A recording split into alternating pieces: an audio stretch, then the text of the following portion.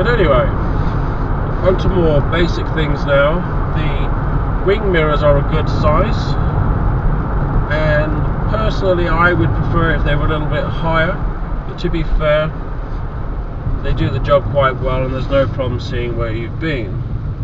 As for the rear view vision, well, there is always a bit of an obstruction with the headrests. There's only a few cars in the world that seem to be able to avoid that in the rear view vision, but there's a lot going on there and you can see what's going on.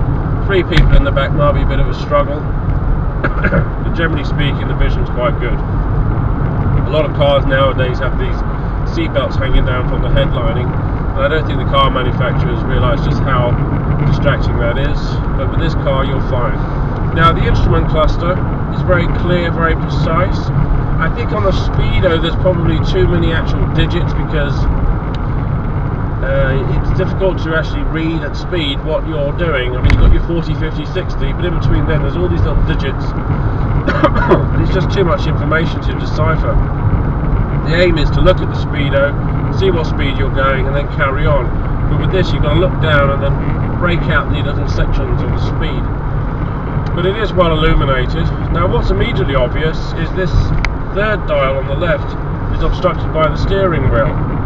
So okay, we can raise and lower the steering wheel, but the whole idea of raising the steering wheel is so that you can find your perfect driving position, not so you can see the instrument cluster before you.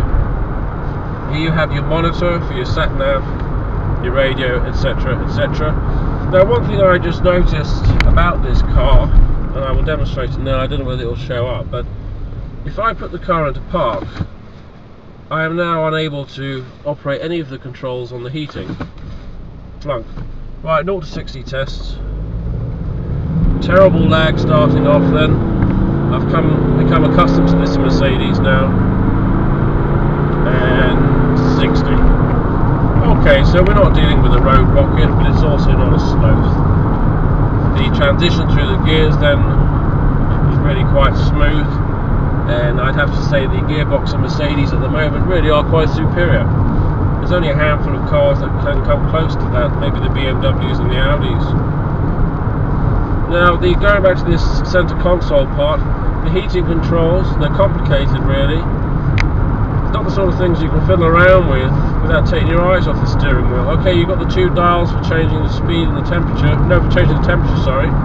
But if I want to change the speed of the fan, it's really quite a fiddly mechanism there. And it's not something that's going to be overly easy to operate whilst I'm driving.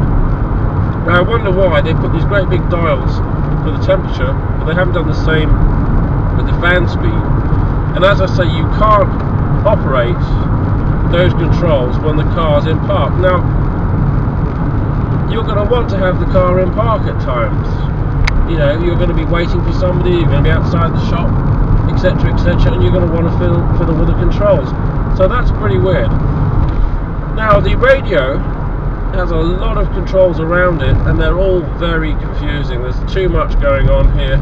Alright, you've got your on-off button here, the buttons on your left for your sat nav, your radio, etc, etc. But to be fair, I think there's too much information going on here to be able to operate while you're driving along. Now one thing that's immediately obvious to me driving this car is just how wonderful the steering is. It's very tight, very taut, and it's very responsive.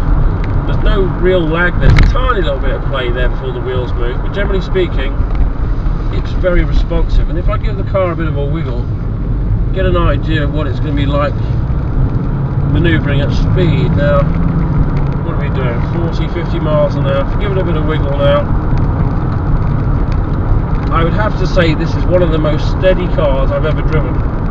And it's a real pleasure and a delight to come across a vehicle that has those characteristics.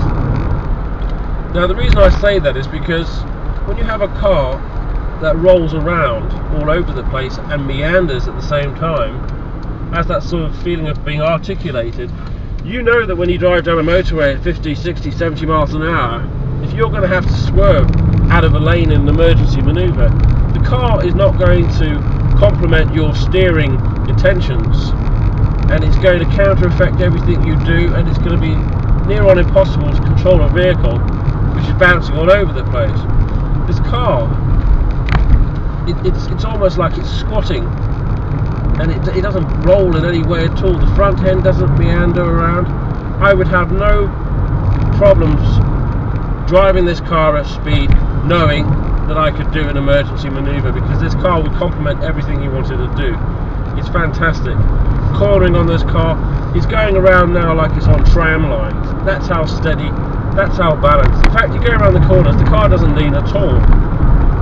Even if I increase the speed a bit more now, it still doesn't lose those characteristics. It's very firm, it's very steady, but at the same time I've got the comfort and the luxury. I don't have that rock solid feel which I get with some cars with sport suspension.